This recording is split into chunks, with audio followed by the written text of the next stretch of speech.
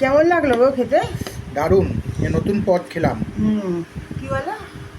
চাল পটল। হ্যাঁ, গোবিন্দভোগ চাল দিয়ে পটল আলু দিয়ে ভালো আছে খেতে, টেস্টি। কালো জামগুলো খেয়েও নষ্ট করো না, অনেক নষ্ট দাম। করো না কিন্তু, রান্না যে করলে।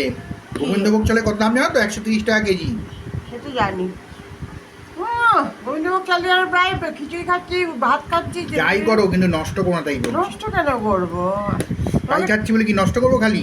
না গো, টেস্ট কেমন হয়েছে বলো, রিভিউ দাও। Heavy heavy. দারুণ করলাম আজকে হঠাৎ করে, বুঝলে? আজকে তো মঙ্গলবার, নিরামিষ। তারপর আবার কি করবো রান্না, এই করি। চলো টাটা। ভালো লাগলে লাইক করে দিই। দেখতে পেলেছি না?